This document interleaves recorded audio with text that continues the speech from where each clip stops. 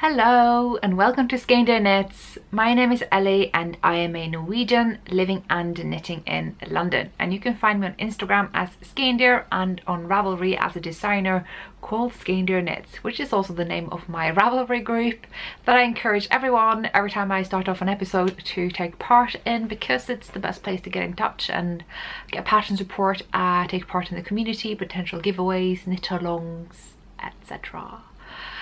So yeah, welcome to my knitting podcast or knitting talk show or whatever you want to call it. A talk show is a very cringy word, but it seems to, I don't know, clarify that this is really just where I babble about knitting. It's not a class per se, although occasionally, educationally, I just talk and show people what I knit. So if you're a new viewer, welcome to this podcast. That is what I do here. And if you're a returning viewer, welcome back. I am very glad that you are coming back and want to continue watching this madness. So yeah, this is not the Stranded podcast, but since Amy is on holiday, I thought I would report on the weather because it may intrude a little bit on this episode. Amy being the hostess of the Stranded podcast, which is one of my favorites. And yeah, it is awfully windy today, which is why I kind of thought I'd point that out, because you may actually hear it because it's rustling and everything in and around this house pretty much. So yeah, it might be a little bit noisy, but oh my days, it's a good filming light. I don't need my studio lights today. I've just got this like beautiful cloudy, oh, this is just perfect light. So yeah, that's what's going on here today. Very windy, but we are safe and sound indoors, and the royal we. It's just me here. Anyway, a couple of admin things before we get into the meat of the episode. I am running 2 knit-alongs at the moment. One is the year-long knit-along of 2019, where we aim to make 6 pairs of colourwork mittens for the duration of 2019. They can't have been started before the year and they must be finished by the end of the year. I haven't made any yet. Oh dear. But I do have to prepare for a certain mitten club, and then I suppose maybe another mystery mitten if I get around to it, and that will be 6 pairs, so I'm not too worried. But yeah, that's a knit along that is going on, and more information about that in my Ravelry group. Another knit along that I'm running is the second language cal, which is a cal that was only supposed to run for February, but now it's running across March as well, and that is where we aim to make a pattern written in a language that you do not often knit from. It could be a language that you know, you just don't knit from it much. It could be a language that you're completely new to, that you just, there's a pattern in that language only, and now's the time to knit it.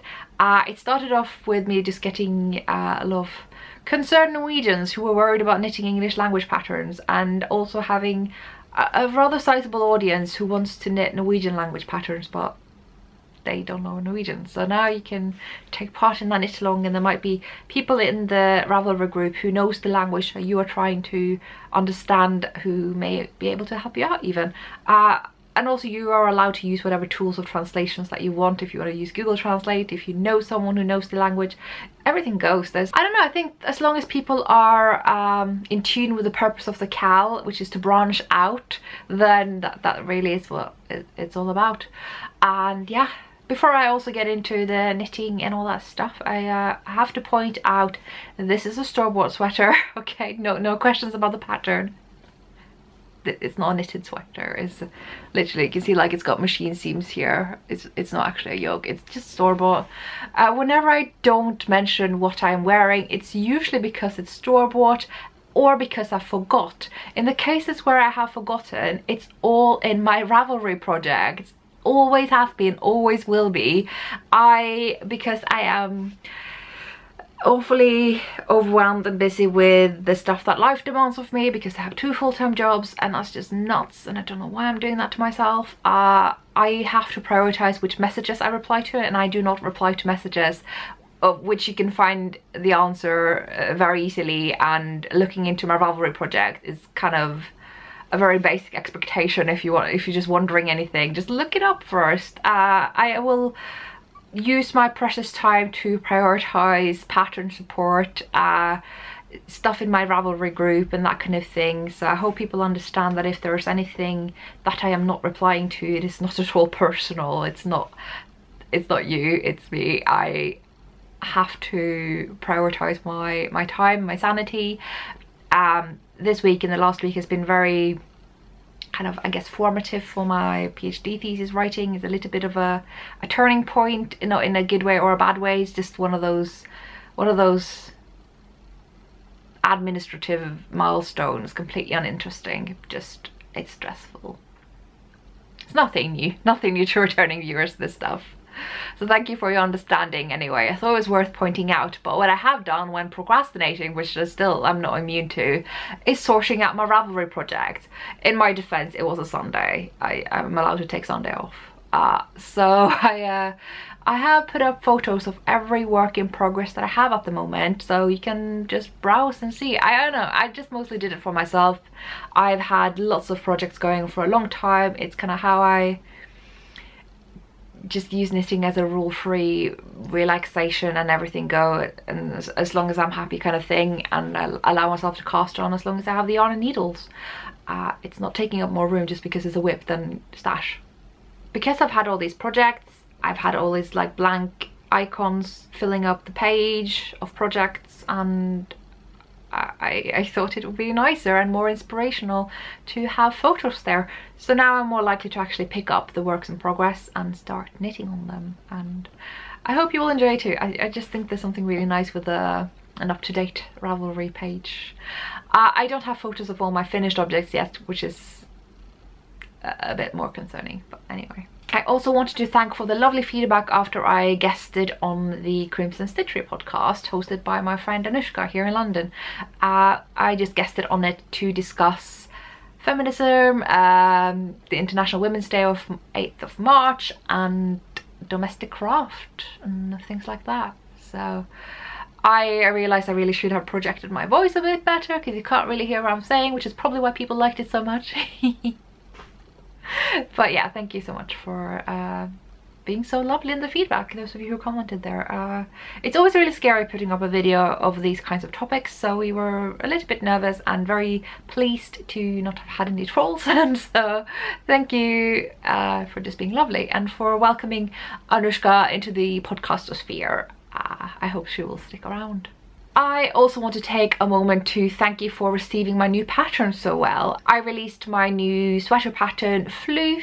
I released my listening shawl, which is just casually hanging behind me because I wear it, and that's usually where I put my clothes when I come in the door, because I only live in one room. And also thank you for receiving my Skeindeer cardigan, which was re-released. It used to be part of the Gradient collection by Nina Petrina, and it's now part of my Ravelry shop, so you can buy it as an individual pattern now, and lots of you did, and I just want to thank you. It's always exciting when a new pattern comes out or it is re-released as not a new pattern. So yeah, thank you. It's so fun being a designer. It's really hard. I'm not gonna lie, but there's those moments when people cast on your projects, when they knit them, when they show you their finished items and buy your patterns, not to mention, it's really rewarding. It's like when all that hard work that's gone over a long period of time finally pays off. I mean, Floof I started I think about in April. Skeindeer was made actually rather quickly over the summer, and then listening sort of this autumn, and it's all come together now, which is saying something about this being a very slow craft, and there's no quick turnover there. Insider ramble about this industry. And yeah, I think we are ready to actually get into my works in progress. I have worked on 3 things this week. It's still quite a low number for me. I usually work on so many different things, and I'm looking at my projects again now because I have again reorganized them. Yes. So we have 2 cubbies in my kind of Kallax IKEA shelf for long-term projects that I, realistically speaking, I'm not going to finish anytime soon. And then there's one with like lots of joyful knits, things that I know I am enjoying right now, whether I will finish or not. And then there are the 2 cubbies of projects that I could finish rather quickly if I just got my act together, really. So one project that could be done fairly soon and should be done fairly soon, because I was actually hoping to photograph it in Edinburgh, which is coming up, and that's exciting. I think I'll touch more upon that later in this episode. Not that I know what I'm going to say about it, but I will mention it. It's unrealistic that it's going to be finished, but I will try. And that is Eastlanded. I'm going to call it Islander, I think. Kind of like the Nightwish song, because I like that. It's a really nice song. It's called Eastlanded, which in Norwegian means someone from Iceland, but the sweater design has nothing to do with Iceland. I am still debating on what to call it, but I'm certainly not gonna be referring to Iceland any more than it already is, because it makes no sense. I don't know why it's named after someone from Iceland. So I was thinking Islander. Quite like that, Englishifying it a little bit, but I'm interested to hear what people have to say. And yeah, this is how far it's come. I have actually bound off the body. And oh my god, you should have seen the joy in my face when I started knitting the rib, which is not something you can say often about me because I hate rib. But this rib, it just really made the Eastlander look complete, even if it's not actually complete, because the Eastlander is all about this kind of particular pattern combined with the stripes in the rib. And once the rib was on, I'm like, I can see it now. I can see it's an Icelander. It's not Icelander. It's whatever. That just, I don't know. It's the first rib that ever gave me a lot of joy and made me kind of gooey with excitement that I'm actually making an Eastlander sweater. I've tried it on, it fits very well. It looks like a giant box right now, but it's actually quite a nice fit. It's like a kind of long crop. It's good for kind of medium to high-waisted jeans, skirts,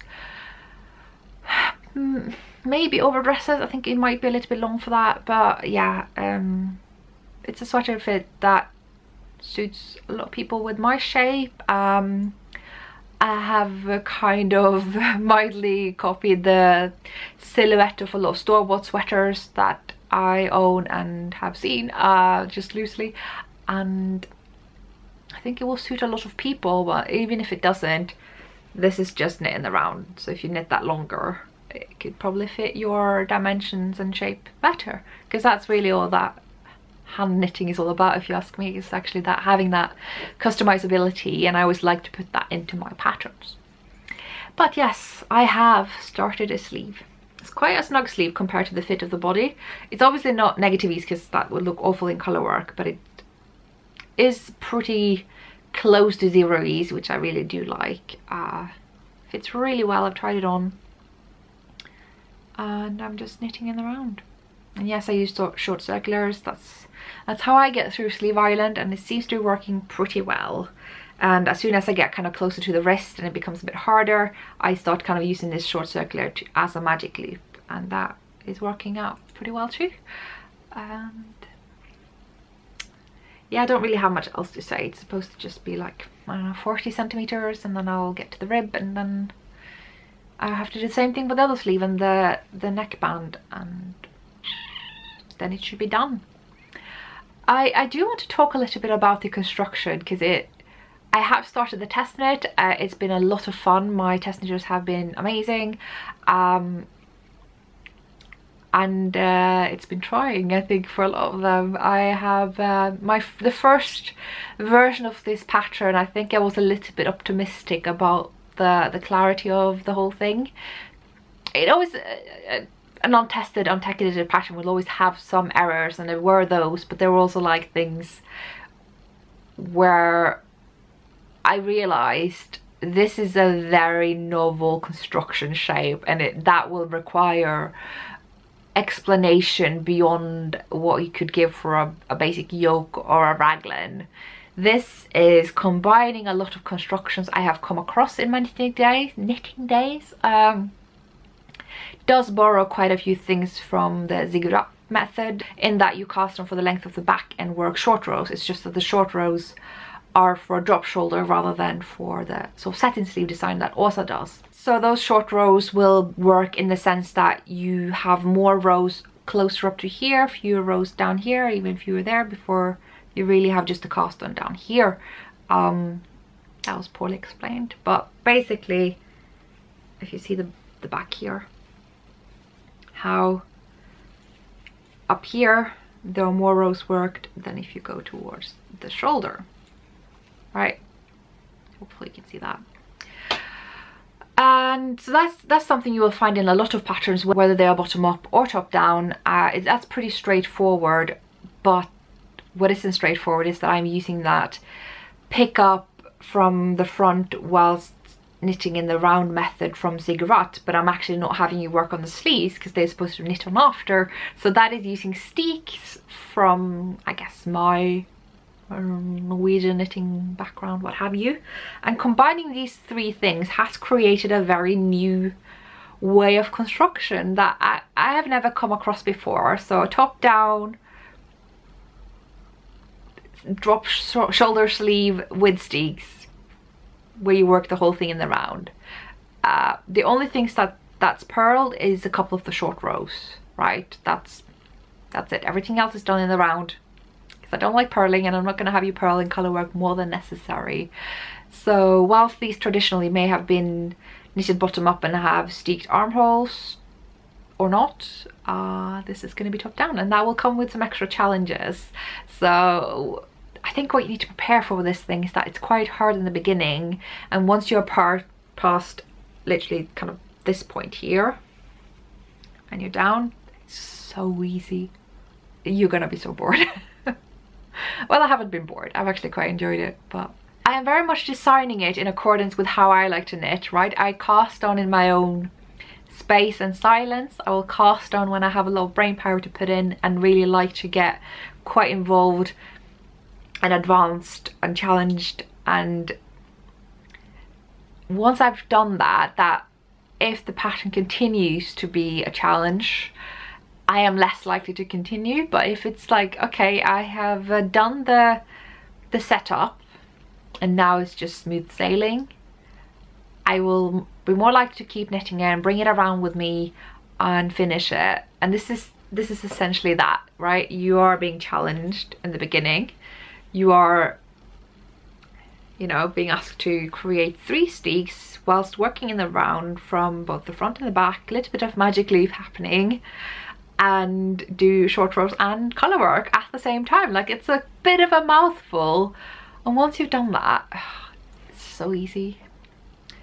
But I realise not everyone's up for the challenge of colour work and short rows at the same time, so the pattern's actually going to have 2 shoulder versions. There's going to be one where you are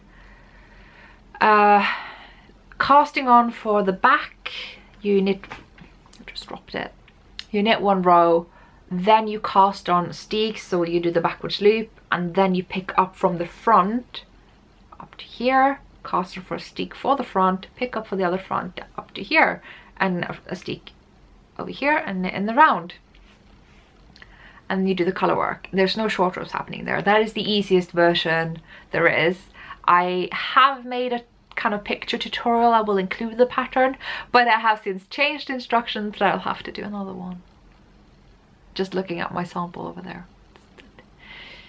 It's just the thing that it relies on a lot of daylight, and I don't have a lot of that, except now.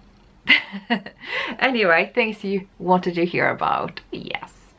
The difference between that easy version and the harder version is just the short rows. That's the only difference. It will in the end look fairly similar, except you won't have that slope with the easy version. But I don't think that's crucial.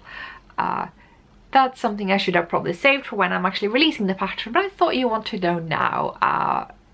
Yeah, I need to bulk up this episode with something, so whatever. If you've forgotten or you didn't know, I am using lamb's wool from Hillesvåg. The base is called Vilja. It's their fingering weight lamb's wool, which means you could use just about any sort of, I'm gonna say, fingering weight to sport weight non-superwash yarn. That's good for colour work. Could probably go for light fingering like Holst as well. I should think that would be just fine. I would quite like that actually. So there's a lot of options that you could use. I think fenil would probably be the obvious choice for most people.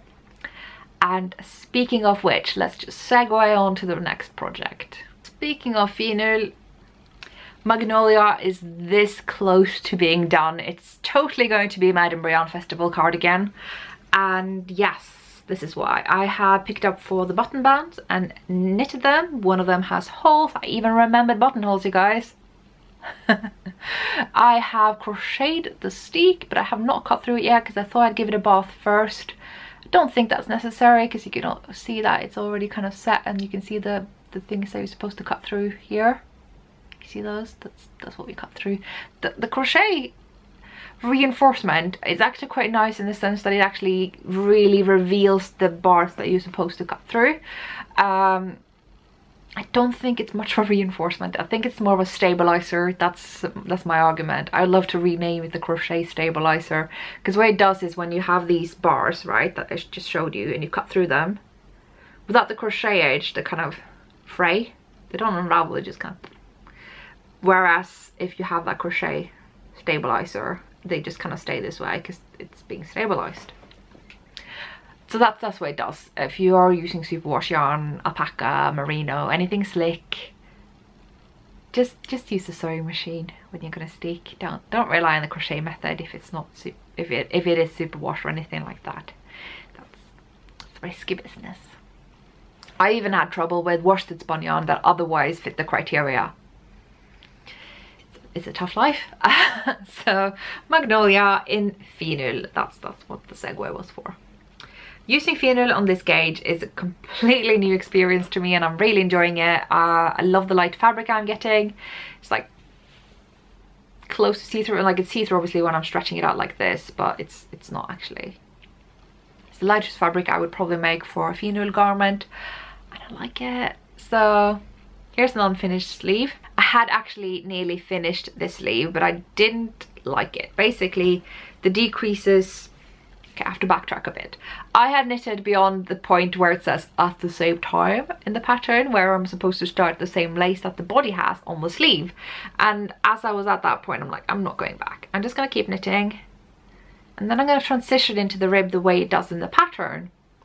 And once I'd done that, I put the cardigan on and I'm like, it's kind of loose. It's kind of baggy down here.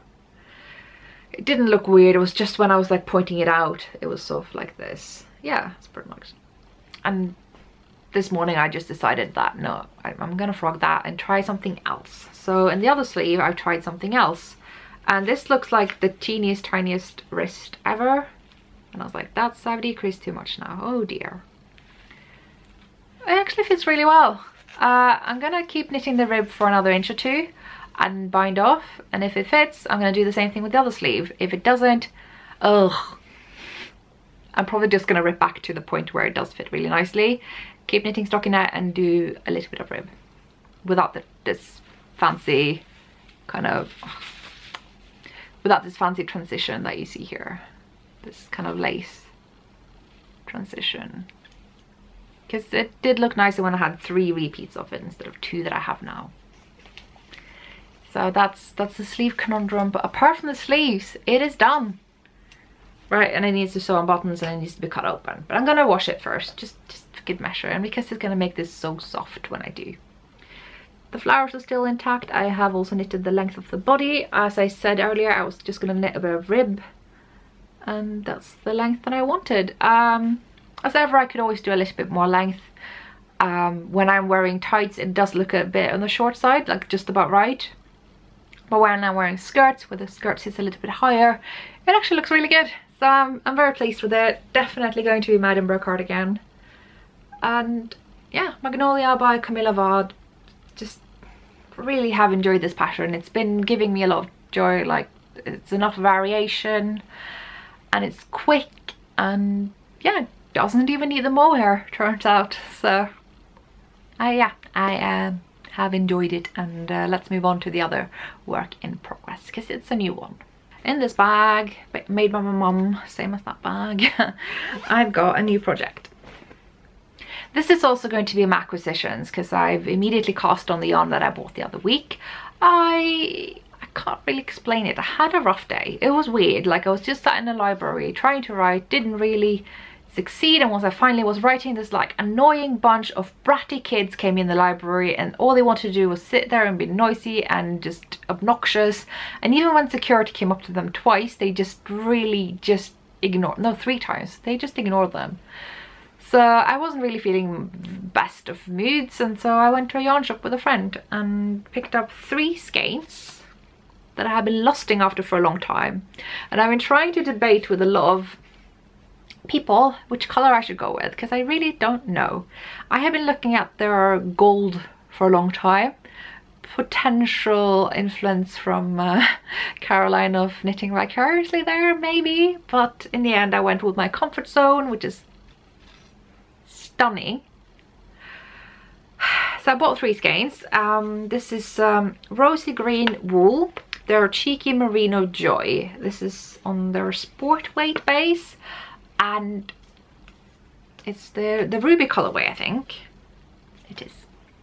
So there we have it. And the third one is being knitted on, and I may be short on yarn. I may have to get a 4th skein, but I think I'm okay. I for some reason thought these had 400 meters each. They don't, and I don't know why I thought that.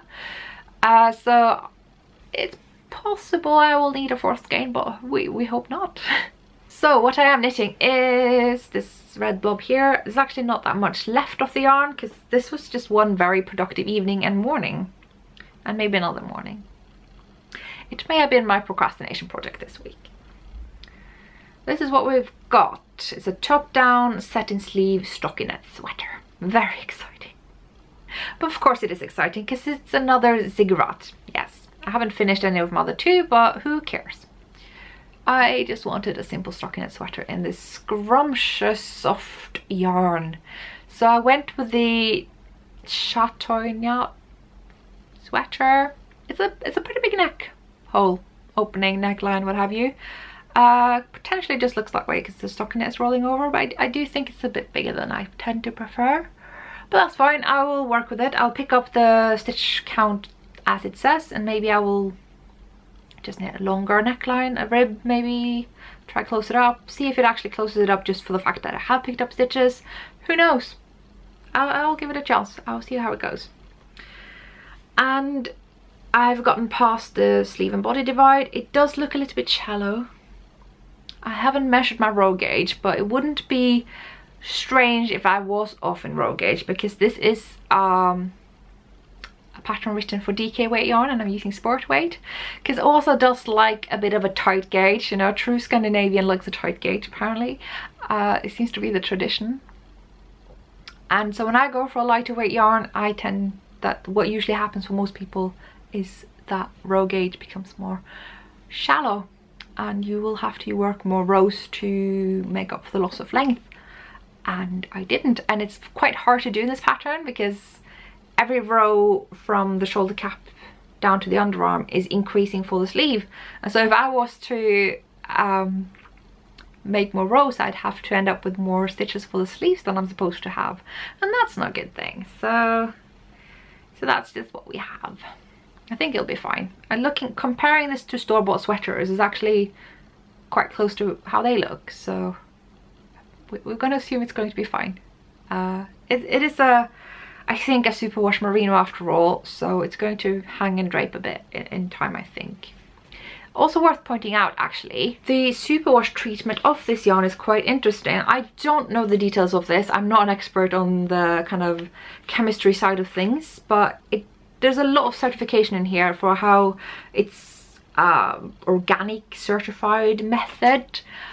Sometimes these things are completely bogus, and other times they really do help for the environment. That stuff's got to be read with a critical eye, but from what I've heard about this yarn, it's quite promising. It doesn't seem to be so environmentally damaging, and that's a good thing, but don't quote me on that. Look it up if you're interested in a superwash yarn that could potentially be a better option. I really like the feel of it. For a superwash yarn, this would be my choice, just from the kind of feel and aesthetics of it. It's not as glossy and shiny. It does still feel like wool, but it's smoother than a non-superwash for sure. So the reason this hasn't been worked on since I divided for the sleeve and body is that I have made an error. There's just something about the cast on method here that I keep messing up, and so there should be this line going from here to this gusset under the arm, and it's not, it's good. That line's stopping there and then a new line continues, and that's just wrong. That line should continue, and so I could fix that. I know how I can fix that, and I will. It's just, it's a bit fiddly, and I'm not in a fiddly mood. But yeah, it's just, now it's, you know, to the point that I wanted it to, which is stockinette, which is just something I have a lot of right now, so I don't know why. But I just wanted a simple soft red sweater that's fairly light and wearable. Whenever I finish it, that's another issue, but oh, this is nice. This is really nice. So yeah, that I got from the Ziggurat book, and I do know the patterns from that book they're being gradually released on Ravelry, and I think since the publication of the book, maybe like 2 to 4 sweaters have been put on Ravelry for individual sale. That's a pretty slow pace, so I wouldn't brace myself for this to actually hit Ravelry. So if you do want the pattern or any of the other patterns in the book, I can highly recommend the book. It's brilliant. This method is genius, and it's inspired me so much in designing things top down in a way that avoids seaming and loose ends, and I like to take it a step further and avoid purling as well. So yeah, I love zigguratting, and I can recommend anyone trying it out if you've gotten a bit bored with the old raglans and yokes out there. Goodness me, this is going to be a very short episode. I only have one thing left to cover, and it's in my bookcase. It is the latest issue of Laine magazine. So along with the yarn, I bought this from Wild and Woolly in London, which is my favourite local yarn shop. I am so fortunate that I basically have 4 local yarn shops. I guess it's Loop, Wild and Woolly, Knit with Attitude, and Fabrications. And I don't frequent Fabrications that much just because it's a combined sewing yarn shop. They don't have the kind of yarn I usually look for, apart from West Yorkshire Spinners. So it's generally the other 3 that are my top 3 kind of east to north London yarn shops, and I get a lot of private messages asking me about yarn shops in London.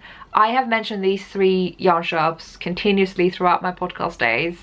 It's not hard to find. I feel like I've repeated myself a lot, and if anything, if you're curious about yarn shops in London, you could check out the London Yarn Guide by Yarn in the City, because they cover more than my corner of London. They will cover, you know, Richmond, which has amazing tribe.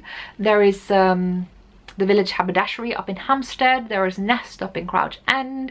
We got the Handweaver Studio, the one with the knitting machines in Bethnal Green. I forgot the name. There's one down in Brixton that I have never been to. There's just so much. Google is your friend, but even better is that little handy book from Yarn in the City. This little book. I'm not just mentioning that because I am in it. I have a pattern in it, but because that doesn't benefit me at all, really. I've already gotten my compensation, I guess. But yeah, you can. This book is just full of all the London yarn shops in London. It's really new, so it's up to date. It's even got Millie from Tribe on the cover, so it's even got Tribe in here, literally. It's cheap too, which is also a bonus. But yeah, I was talking about Laine, goodness me.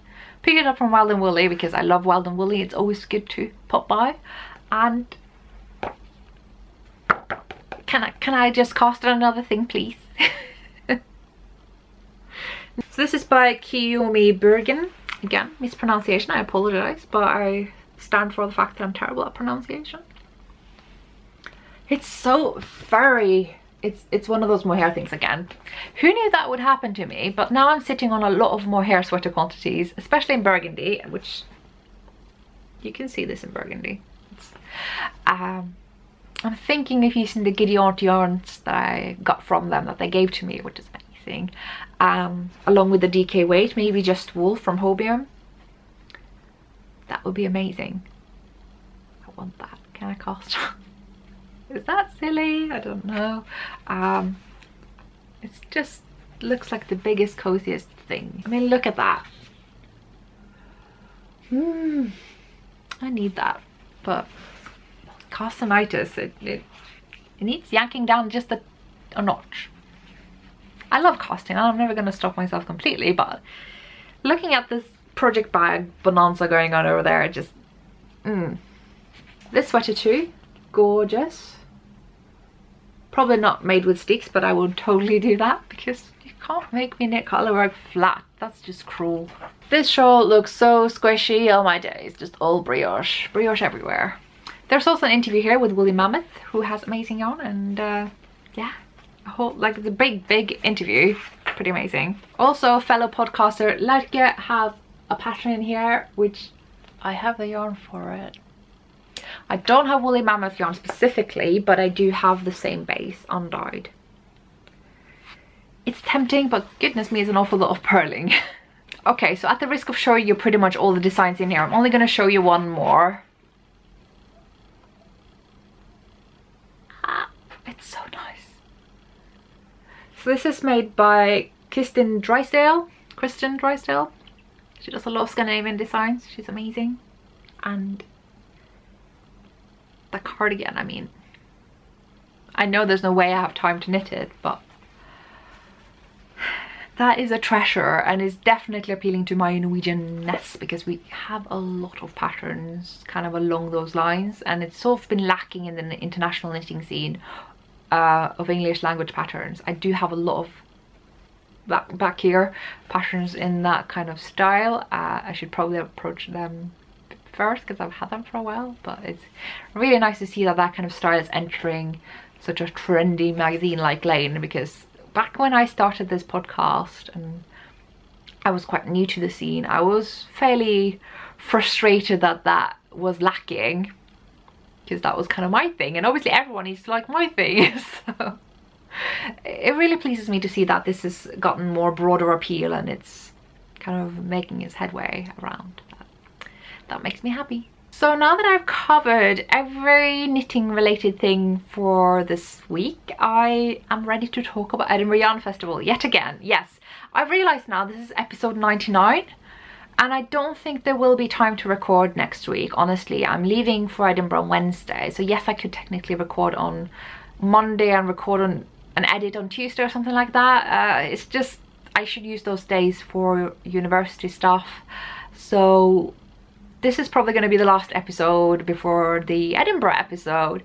So how fitting is that episode 100 is my third visit to Edinburgh Yarn Festival. That is so exciting. Just maybe I will like treat it a bit as a special one and film an awful lot and do a series of videos and just go all in, because the past few festivals I've been to, and also the last Edinburgh, I filmed very little.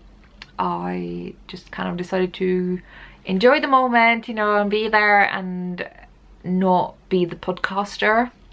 Obviously I was the podcaster, I had the podcast pass and I vlogged a lot and I met with people and all that stuff, but I am kind of maybe wanting to take it a lot further this year and just try not to feel awkward about pulling out the camera so much. I say that now, it's probably not going to happen. What happens is that I get flustered, forget my camera altogether, and yeah, this is my intention. My intention is to try to make episode 100 very special. We'll see what happens with that. Ooh. So what's the plan? Well, the plan is to go up on Wednesday and arrive with the train and take into my Airbnb. I think there's a knit night on Wednesday, but I don't think I have applied, so I don't know if I'm going. I'll pop by. I feel like I said yes to do something on a Wednesday. I must have. Anyway, Wednesday's gonna happen, and then Thursday is when it kicks off, and then there's Thursday, Friday, Saturday, which is the festival, and I'm gonna be there for 3 days. I have also gotten an agreement to buy a ticket of someone to enter the big knit nights. I hope that will still be on when I'm there, that she still wants to sell it to me. I've also gotten entry for Sunday, so I'm hoping to make it for that. And I don't as of yet have any access to the amazing talk that will be hosted by Cecilia, who is Creative Sassy, and Sophia Tron, going by memory here, Amy of Labby and Amy, and Jean Sloan. They're going to have a panel about inclusivity, about racism, at Edinburgh Festival, which I think is an amazing initiative. Great selection of panelists, and that would be amazing. I'm quite bummed right now that I probably won't be able to attend, but I hope to. If there's any way that I can sneak my little head in there and just hear what they have to say, that would be brilliant. But I'm also recognizing that, you know, maybe priority should be given to people of color and that, but then again, it's also important that white people hear what these people have to say. So that's a balancing act that I'm kind of trying to pay attention to and hear what people say on social media about these things. But I just wanted to mention that is a panel that's going to happen on Sunday regardless, and it made me really happy to hear about. So yeah, Sunday is the last day, and I will be heading back on Monday, back to old London, and the day after I have a lecture. Yeah, how? So I need to prepare for that. I haven't really done that yet. So what's the plan for Edinburgh in terms of the podcast? I will be trying to vlog, obviously. If you're going to be there, as I said in the last episode, I haven't heard that there's going to be a specific podcast lounge and meetup and stuff. But now I'm hearing whispers that maybe there is a lounge, but it's just not as official as previously. I really don't know. Look up the information. If you find out, I will probably find out too. And then there will be something. I know some people also have podcast passes. I kind of missed that memo, so I never applied for that. So I'm just gonna be walking around as myself. And so yeah, if you see me there, then do say hi. And remember what I said in the last episode. Nobody's going to be more awkward than I am. Just why am I even going out in public? That's just... but seriously, on a more serious note, thank you so much for your lovely comments on last week's episode about that. People popped on who actually have met me and were very sympathetic. That's really nice, so thank you for that. And yeah, I think that's all I have for you this week. I will have to now go back to my little PhD thesis writing cave and just do that. And I will see you guys after Edinburgh, I guess. It's going to be a bit of a long break, but I will still keep posting on Instagram as I always do, and look forward to see those of you who are going up to Edinburgh there. And if you're not going, then I will see you soon when I am back with the next video. So until then, take care, bye.